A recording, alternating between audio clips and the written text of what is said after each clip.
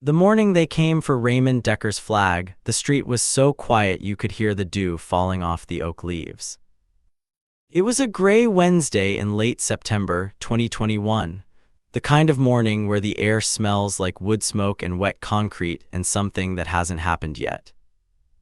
Raymond was 67 years old. He moved slowly. He had a slight hitch in his left knee that had been there since 1987. He drank his coffee black, always from the same blue ceramic mug his daughter had painted for him when she was 9 years old. He asked nothing of the world except to be left alone.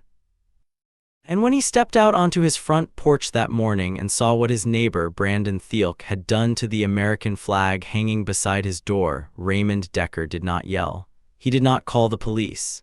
He did not even raise his voice. He set his coffee mug down on the porch railing. He looked at the torn fabric and the bent pole for a long, long moment. And then he went inside and made a phone call. That phone call is why Brandon Thielke no longer owns a home in Cedarwood Estates.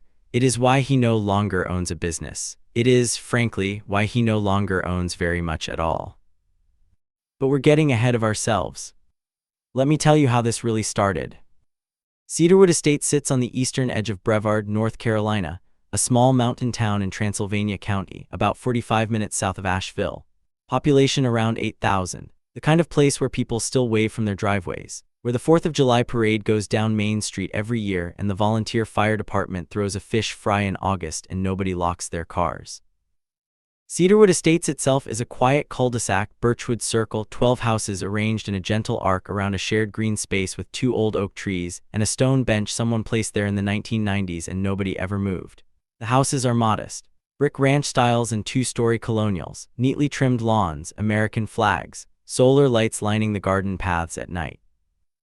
In the summers, you'd hear sprinklers going off at dawn, kids on bikes, somebody mowing at 7 in the morning before the heat came up, the smell of charcoal on weekend evenings drifting through the screen doors and across the hedges.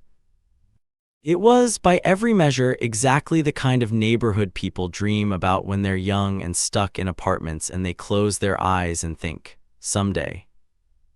For most of the people on Birchwood Circle, that someday had arrived. They'd earned it. They worked, they saved, they planted gardens that came back every spring. They knew each other's names. They brought soup when somebody got sick. And for 16 years, from the summer of 2005 until the summer of 2019, the house at 14 Birchwood Circle was home to a man who embodied everything that street stood for. His name was Raymond Decker. And this is his story. Commander Raymond Ellis Decker, United States Navy, retired, 28 years of service, 1979 to 2007. He grew up in Kannapolis, North Carolina, a mill town 30 miles northeast of Charlotte, third of 5 kids. His father worked at Cannon Mills. His mother taught Sunday school. Raymond was quiet as a boy, methodical, the kind of kid who takes apart the toaster to see how it works and actually puts it back together correctly. He enlisted in the Navy at 18 in the fall of 1979.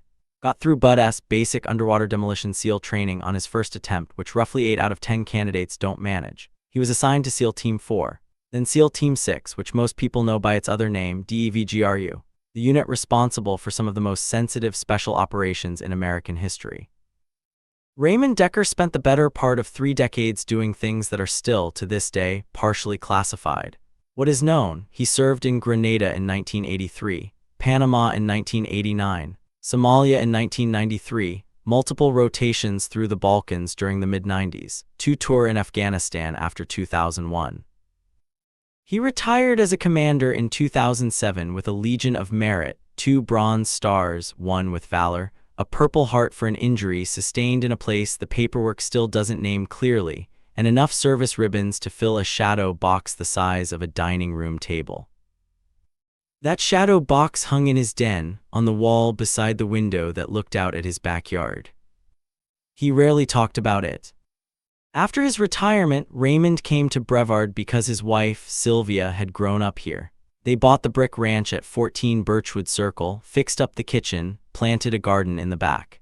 Sylvia grew tomatoes and black-eyed Susans and a climbing rose that worked its way up the back fence every summer. Raymond built a workshop in the garage and spent his mornings making furniture, hand-jointed oak tables and cedar bookshelves that he sold at craft fairs and occasionally gave away to people who needed them. Sylvia died of ovarian cancer in the spring of 2016. It took 14 months from diagnosis to the end, and Raymond was there every minute of it. After she passed, he kept the garden going, especially the rose. He watered it himself, pruned it in the early spring, tied back the canes in the fall. His neighbor Helen Marsh, who lived at number 12, said she sometimes saw him sitting in the backyard in the evenings, just looking at that rose climbing the fence. He never looked sad, she said later. He just looked present, like he was keeping watch. Raymond had a dog named Korsman, a 9-year-old black Labrador who'd come to him from a military working dog program. Korsman went everywhere Raymond went. They walked the neighborhood every morning at 6. Raymond with his coffee thermos, Korsman at his left heel. Everyone on Birchwood Circle knew Raymond. Everyone liked him. He helped Tom Reyes at number 8 replace a water heater. He sat with the Chu family at number 3 when their teenage son was in the hospital. He plowed snow from Helen's driveway without being asked. He was quiet, he was steady. He was the kind of man you wanted living next to you. He also had a slight tremor in his right hand that appeared sometimes when he was very tired or very cold. He never mentioned it. Nobody asked about it. It was simply a part of him, a small, silent testament to a life fully spent in service to something larger than himself. And for 16 years, 14 Birchwood Circle was exactly the peaceful life Raymond Decker had earned. Then in the summer of 2019, the house next door sold. The moving truck arrived on a Saturday in July, a scorcher, the temperature cracking 92 degrees by 10 in the morning. It was a big truck, one of the expensive ones, the kind with the white glove moving service where they wrap everything in padded blankets and carry it in wearing cloth booties. Following behind it was a pearl white 2020 Range Rover Sport with Tennessee plates and a personalized tag that read, Thielke1. Brandon Thielke was 34 years old. He'd made his money in commercial real estate development, specifically buying undervalued properties in transitional neighborhoods, fast renovating them and flipping them at a significant markup. He called himself an entrepreneur. His LinkedIn profile described him as a visionary real estate disruptor. He had a podcast with 11,000 subscribers. He owned 4 properties. He was moving to Brevard, he explained to anyone who asked, and he explained it to quite a few people on day one, circling the cul-de-sac with an iced coffee and a confident stride, because he wanted to work remotely in a more authentic environment. He had a podcast studio being built in the basement of his new home at 16 Birchwood Circle, right next door to Raymond Decker. Brandon Thielke was the kind of man who talked about himself the way a press release talks about a corporation. Everything was a brand. Everything was a story he was starring in. He had very straight, very white teeth and wore linen shirts that cost $200 each, and he called every man he met bro, regardless of their age or background. The first red flag appeared within 45 minutes of the moving truck's arrival. Korsman had wandered near the property line, still on Raymond's grass, just curious about the strangers and the truck, and Brandon Thielke, passing by with a box under one arm, stopped and looked at the dog and said, "Hey man, can you keep that thing on your side? I've got people carrying expensive stuff here." Korsman was sitting calmly, not barking, not moving, doing precisely nothing. Raymond, who was on his porch watching the move-in with a glass of iced tea, said simply, "He's on my property." Brandon looked at Raymond for a long moment, looked at the house, looked at the American flag beside the door and the garden and the old man with the glass of iced tea. "Cool," he said, and walked away. That night at 11:45 p.m., Brandon Thielke's Bluetooth speaker system, apparently set up in the backyard before the rest of the furniture, began playing bass-heavy EDM at a volume that rattled the windows of 4 houses on Birchwood Circle. Raymond Decker sat up in bed, listened for a moment, looked at the clock. He didn't go back to sleep until 2:15. Raymond was a reasonable man. He had spent nearly 3 decades operating in environments where emotional control was the difference between mission success and catastrophe. He did not believe in escalating situations unnecessarily. He believed in clear communication and proportionate response. So the following morning, a Sunday, overcast, 74 degrees, he walked next door and knocked.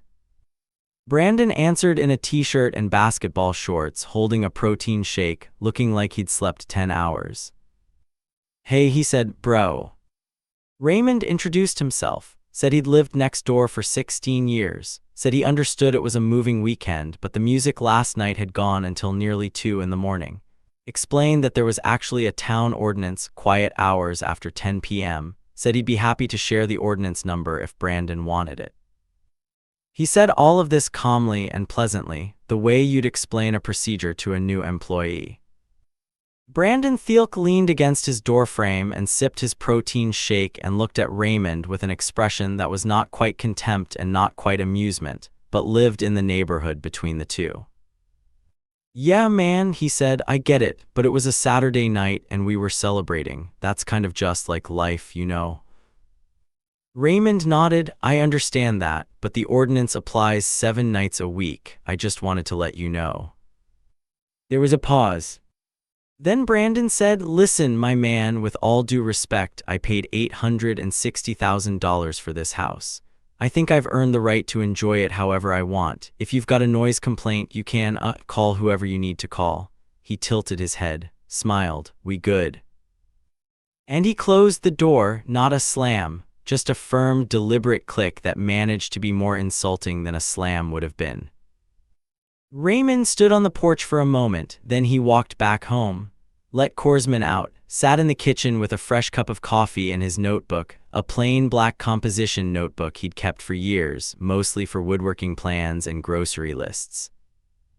He wrote the date at the top of a new page.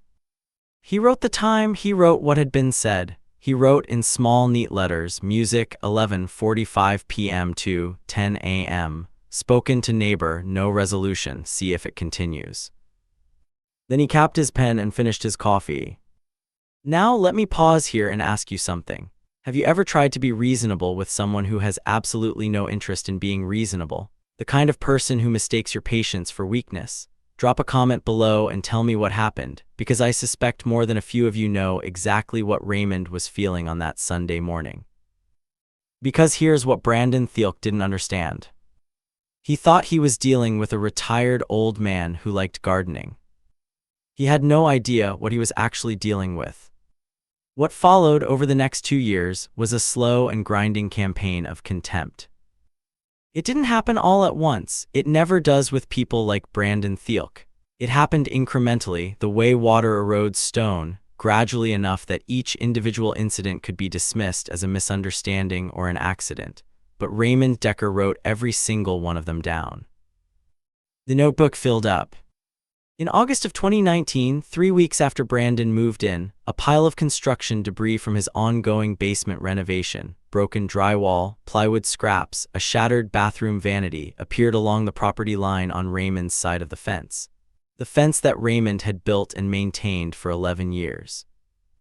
Raymond had it photographed and removed it himself. He sent Brandon a polite text message with a photo attached. Brandon responded with a thumbs-up emoji and nothing else. In October Halloween weekend, Brandon held a party that ran until 4 a.m. 3 neighbors called the police. The responding officer gave Brandon a warning. When Raymond walked to his mailbox the following morning, he found that someone had placed an orange traffic cone in his driveway with a sticky note attached that read in black marker, "Sorry Grandpa LOL."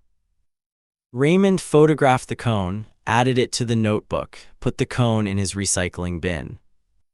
In January of 2020, Raymond's truck, a 2014 Ford F-250 dark green, the one he used to haul lumber, was keyed. A long, deliberate scratch from the front passenger door to the back bumper. Raymond had no proof it was Brandon. He photographed the damage, got an estimate $1,840, added it to the notebook, did not accuse anyone.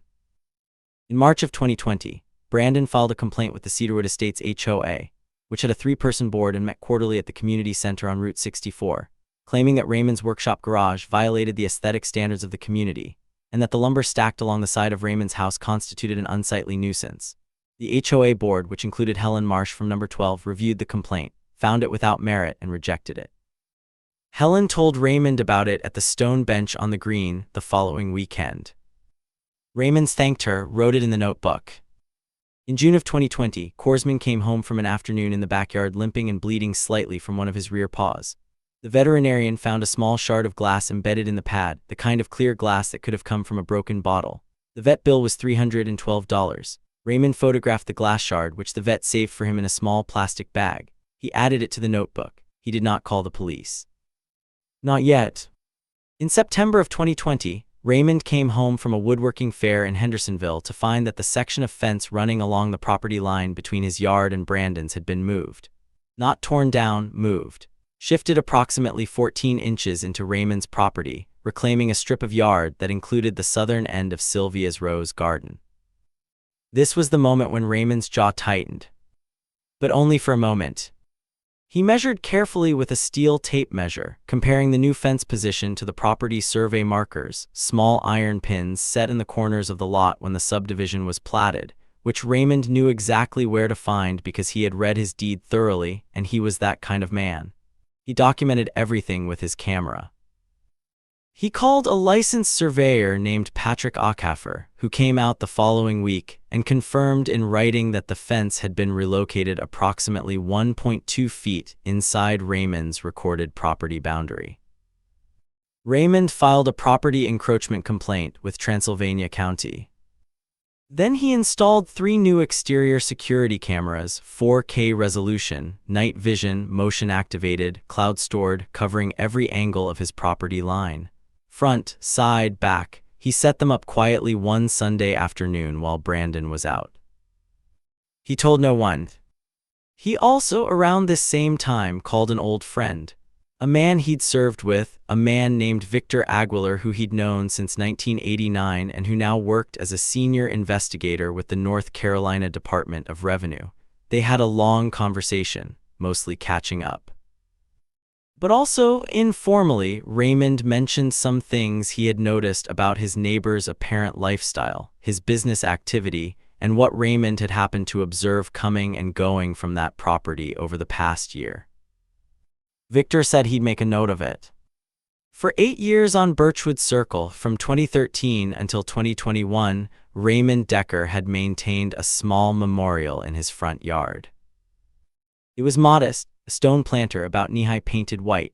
Inside it grew a rosemary plant for remembrance, and around its base in river stones was an arrangement that spelled out the letter S for Sylvia. Beside the planter stood a small iron garden stake from which hung a copper wind chime that Sylvia had bought at a craft market in Asheville the summer before her diagnosis. The chime had a warm, low tone.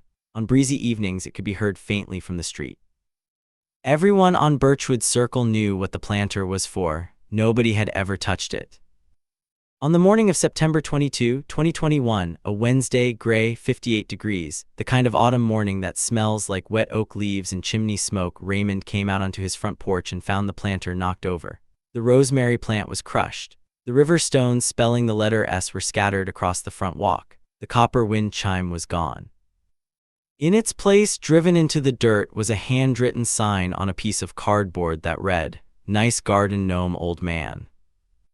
The American flag hanging beside Raymond's front door, a flag that had been given to him at a unit retirement ceremony in 2007, folded by fellow SEALs and then unfurled by Raymond himself and flown from his porch every day since, had been torn from its mounting. The pole was bent. The flag itself was on the ground, partially in the azalea bushes, crumpled. Raymond stood on his porch in his slippers and his bathrobe and his reading glasses. He looked at what had been done to his wife's memorial. He looked at the flag. The only sound was a crow calling from the oak tree across the street. Raymond Decker breathed slowly, in for 4 counts, out for 4 counts, a breathing technique they teach in SEAL training for the moments when your body wants to override your mind. He picked up the flag first, folded it properly, set it inside the front door. Then he looked directly at the camera mounted at the corner of his roofline, his own camera, and he almost smiled. He went inside. He sat at the kitchen table. He called Victor Aguilar. He called a man named James Whitfield, retired U.S. Navy JAG Corps, now practicing law in Asheville. He called a third man whose name, even now, is not one I'll share with you. Then he made coffee, poured it in Sylvia's blue ceramic mug, and he sat at the kitchen table and opened his notebook and drew a single horizontal line beneath the last entry. That line meant we are done documenting, we are beginning something else. Now, if you think Raymond Decker was going to let this go, then you have never met a man like Raymond Decker, and you have never seen what patience looks like when it has been building, quietly and deliberately, for 2 years. Stick right with me, folks, because here's what nobody knew at the time. Let me tell you about the things Brandon Thielke did not bother to learn about his neighbor. He did not bother to learn that Raymond Decker, during his final years with DEVGRU before transitioning to a staff role, had served as a senior operational advisor and had spent considerable time working alongside Naval Criminal Investigative Service, the FBI's Counterterrorism Division, and several interagency task forces whose names are still not publicly acknowledged. He had not merely been a door kicker, though he had certainly done that. He had been a man who understood intelligence, patience, documentation, and the precise moment to act. He did not bother to learn that James Whitfield, Raymond's friend from the Navy, the one he called on that Wednesday morning, was not just any lawyer. James had spent 12 years as a JAG officer before going into private practice, and in private practice he had built a 22-year reputation as one of Western North Carolina's most formidable litigators in property rights and civil damages cases. He had won verdicts against developers, HOAs, and municipalities. He did not lose often. He did not bother to learn that Victor Aguilar's inquiry, which had begun as an informal conversation in the fall of 2020, had grown into something considerably more formal by the spring of 2021, because Brandon Thielke's real estate development company, Thielke Properties LLC, had been operating in a manner that attracted the attention of both the North Carolina Department of Revenue and, through a referral, the IRS's Small Business and Self-Employed Division. The specific concern involved a pattern of transactions between Thielke Properties and 2 related LLCs, shell companies. It appeared registered in Delaware, that suggested a fairly sophisticated scheme of income underreporting and fraudulent expense deductions totaling, according to investigators' preliminary estimates, somewhere in the range of $460,000 over 3 tax years. He did not bother to learn that the 4K cameras Raymond had quietly installed in the fall of 2020 had captured, with crystalline, time-stamped clarity, every single incident from that point forward, including the October 2020 incident involving a glass bottle that had been broken over Raymond's back fence near where Korsman liked to walk, including the March 2021 incident in which Brandon's truck, returning home at 1:30 a.m., had stopped briefly in front of Raymond's house and a hand had emerged from the driver's window and thrown something at Raymond's mailbox, a rock, it turned out, that cracked the casing. Including the events of the early morning hours of September 22, 2021, captured from 2 separate angles which showed Brandon Thielke returning home at 2:17 a.m., visibly unsteady, and proceeding to spend 12 minutes in Raymond's front yard. He did not know about the cameras. Nobody had told him. Here's what else nobody knew at the time. Patrick Acaffer's official survey, filed with Transylvania County in October of 2020, had confirmed the property encroachment. Raymond's attorney James Whitfield had quietly compiled that survey into a civil complaint for property damages, trespass, and encroachment, with the fence removal costs, the survey costs, the keyed truck, the veterinary bills, and a decade's worth of documented incidents attached as exhibits, totaling an initial claim of $214,000 in compensatory damages. On top of that, punitive damages, which Whitfield argued were warranted given the pattern and deliberateness of the behavior. And Whitfield was not finished. He had also, in the 3 weeks following the September 22 incident, compiled evidence of the Sylvia Memorial damage and the flag incident into a separate criminal complaint filed with the Transylvania County Sheriff's Office, who forwarded it to the District Attorney's Office along with Raymond's camera footage. The DA looked at the footage. The DA said yes. A warrant was prepared. Raymond, for his part, spent those 3 weeks the way he had spent most difficult periods in his life, quietly. He repotted the rosemary. He gathered the river stones and reset them by hand, one at a time, back into the shape of the letter S. He ordered a new copper wind chime, same maker, same Asheville Craft Market, still in business, and he hung it from the iron stake. He refinished a cedar bookshelf in his workshop. He walked Korsman every morning at 6. He drank his coffee from the blue mug. He did not speak to Brandon Thielke. He did not look at Brandon Thielke. He simply waited. Direct hit. Now, I want to pause right here and ask you something. Have you ever watched someone who is absolutely certain they had gotten away with something? That particular kind of arrogance, the smugness of a person who believes they've won. Comment below and tell me, can you always tell? Because I think most of us can, and I think Brandon Thielke wore it all over him that October. He had no idea what was coming, none at all. The morning of October 14, 2021 arrived cold and bright on Birchwood Circle. It was a Thursday, 41 degrees at 7 a.m. with a frost on the grass and the oak leaves burning orange and yellow against a sky so blue it almost hurt to look at.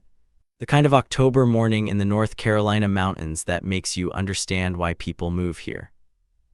Raymond was up at 5:30 as he always was. He'd made his coffee, poured it in the blue mug, and taken it to the front porch. He was wearing his barn coat, heavy brown canvas, and his wool cap. Korsman sat at his feet, watching the street with the calm authority of a dog who has always understood his job.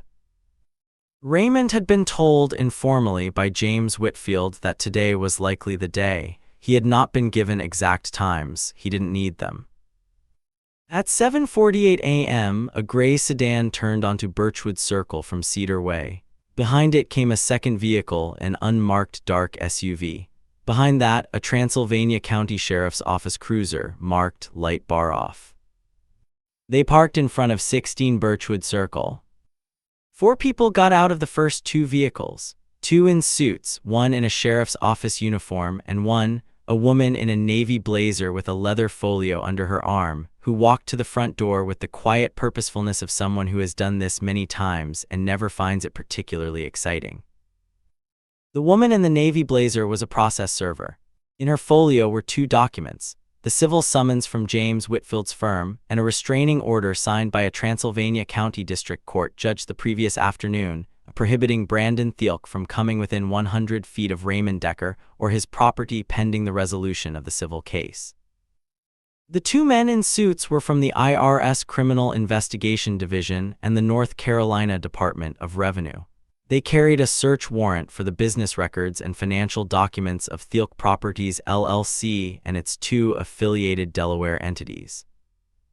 The sheriff's deputy was there to facilitate a criminal arrest warrant for misdemeanor criminal trespass, misdemeanor destruction of property, and 1 felony count of ethnic religious intimidation, the last charge stemming from the flag, which the DA had determined met the threshold given the documented pattern and the specific targeting of a veterans' military memorial. Brandon Thielke answered the door at 7:52 a.m. in gray joggers and a Vanderbilt University sweatshirt, holding a ceramic pour-over coffee device and wearing the expression of a man whose day has just become unrecognizable. The woman in the navy blazer handed him the civil summons and the restraining order. She said his name. She said, "You have been served." She walked back to her car. The 2 men in suits identified themselves and their agencies. They explained the search warrant. They explained that he was required to provide access to his home office and any physical documents related to the listed entities. One of them asked if he had an attorney he'd like to call. The sheriff's deputy stepped forward and explained the arrest warrant. He said Brandon's name again. He asked Brandon to set down the coffee device, which Brandon did on the porch railing with hands that were not quite steady. The handcuffs were applied at 7:56 a.m. By 8:15, there were 6 vehicles on Birchwood Circle. Helen Marsh had come out onto her porch at number 12. Tom Ray's was standing in his driveway at number 8. The Chu family's lights were on. 3 other neighbors were visible in their yards or at their windows. The moving air smelled like frost and wood smoke, and faintly like the coffee still sitting in its ceramic pour-over on Brandon Thielke's porch railing. Raymond Decker sat in his chair on his front porch. He did not stand up. He did not walk over. He did not watch with particular intensity. He drank his coffee from the blue mug and occasionally looked at Korsman and occasionally looked at the sky. At one point, Helen Marsh caught his eye from across the green space and gave a small nod. Raymond raised his mug slightly in her direction. By 9 a.m., Brandon Thielke had been transported to the sheriff's office for processing. The 2 IRS and revenue investigators were still inside the house with the business records. A second deputy had arrived to assist. The pearl-white Range Rover sat in the driveway, untouched, looking expensive and very still. The civil case, when it was ultimately heard in Transylvania County Superior Court the following spring, resulted in a judgment for Raymond Decker of $847,000. $214,000 in compensatory damages, and $633,000 in punitive damages, the latter amount reflecting what the judge described in her written opinion as a pattern of deliberate, sustained, and contemptuous harassment of a decorated military veteran by a defendant who demonstrated no remorse and significant arrogance throughout these proceedings. Brandon Thielke's attorney moved to appeal. The appeal was denied. The IRS and revenue investigation concluded in early 2022 with a negotiated settlement, which, combined with penalties and interest, cost Brandon Thielke an additional $391,000. Two of the Shell LLC transactions were referred for federal prosecution. The criminal charges, the trespass, the destruction of property, and the flag incident resulted in a plea agreement in which Brandon Thielke received 12 months of supervised probation, 400 hours of community service, and a formal criminal record. He was 36 years old. The day after the arrest, Birchwood Circle was very quiet. Brandon Thielke had been released on bond. He returned home sometime around midnight and didn't come out the next morning, or the morning after that. His podcast went dark. The last episode posted was from September 28th. In it, he talked for 45 minutes about building your personal brand in authentic communities. The comment section, within a week of the arrest becoming public record, small-town court records have a way of getting around, became something that his publicist, if he'd had one, would have found difficult to manage. He didn't have a publicist. He had a lawyer and a second lawyer and then a third lawyer when the second one withdrew. On Birchwood Circle, life continued the way it always had. The sprinklers went on at dawn. The kids rode their bikes on the green. The stone bench sat beneath the two oaks. Helen Marsh brought Raymond a peach cobbler on a Saturday afternoon in late October, and they sat on his porch and ate it and talked about nothing in particular, and it was, by all accounts, a very pleasant afternoon. Raymond replanted the front garden. He set the memorial planter back on its base, a little further from the property line this time, under the overhang of the porch roof where the frost wouldn't get it so early. He replaced the copper wind chime, and it sang in the afternoon breeze just exactly the way it always had. At number 16, the curtains stayed closed. The Range Rover moved in and out occasionally, briefly, like something that no longer belonged there even though it technically still did. One evening in November, Raymond was in his workshop, the smell of sawdust and linseed oil and cold air coming under the garage door, working on a cherry wood side table when Tom Rays came by. Tom stood in the workshop doorway for a while, watching Raymond work, and eventually said, "Did you know, the whole time?" Raymond fit a dovetail joint carefully, tested it, set it down. "I knew enough," he said. "You give a person enough time, they show you everything you need to see." Tom nodded. He looked around the workshop, the tools hanging in perfect order, the lumber stacked by type and dimension, the shadow box visible through the interior door to the house, ribbons and medals, and a photograph of a younger Raymond in desert camouflage. "You never seemed angry," Tom said. "I was never not angry," Raymond said. "I just didn't let that be the most important thing." Brandon Thielke listed 16 Birchwood Circle for sale in January of 2022. It sat on the market for 9 months. In a town where people talk, a house associated with a civil judgment of nearly $1 million and a criminal conviction tends to require a price reduction or two. It finally sold in October of 2022 at a loss of approximately $140,000 from what Brandon had paid for it. Brandon had, by that point, relocated to an apartment in Nashville.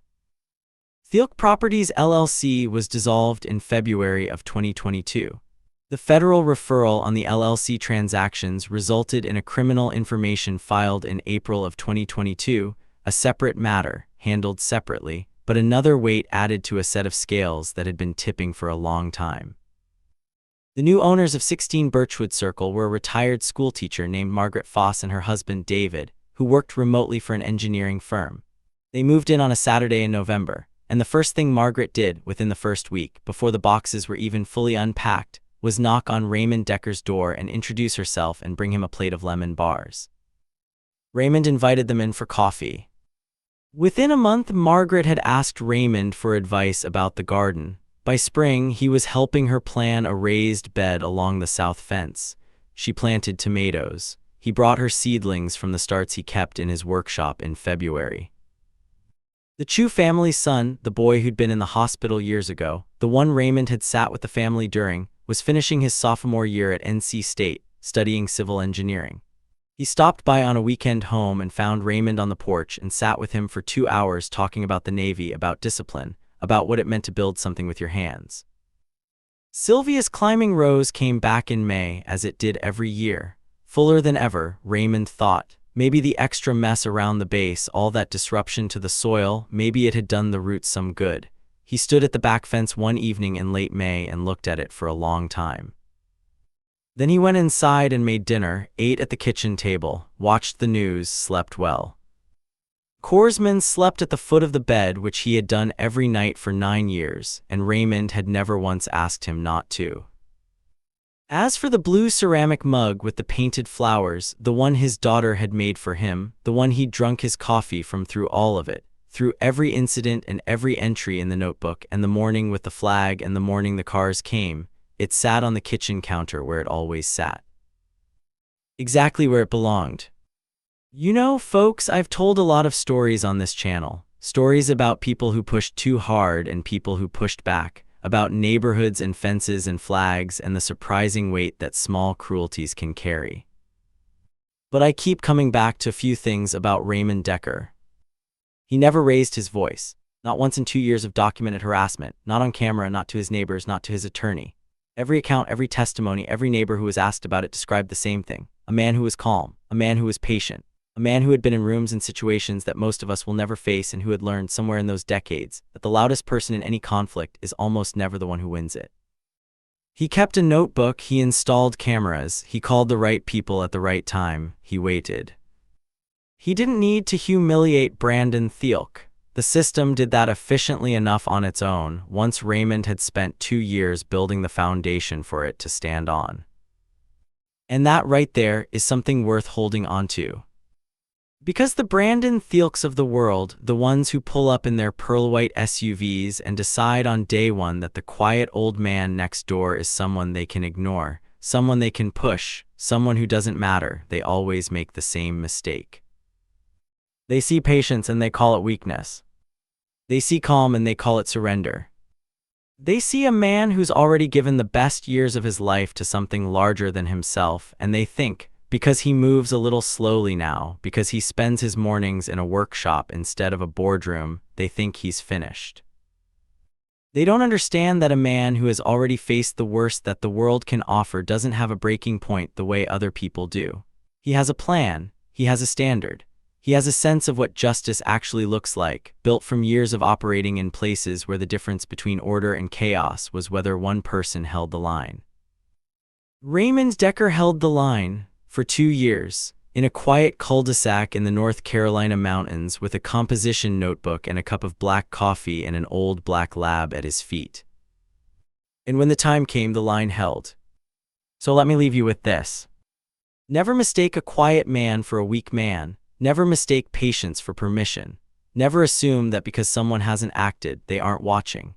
And never pick a fight with a man who has already proven, in circumstances you will never fully know about, that he can endure whatever you throw at him and come out the other side with his honor intact. Because that man, he's not worried about you. He already knows how this ends.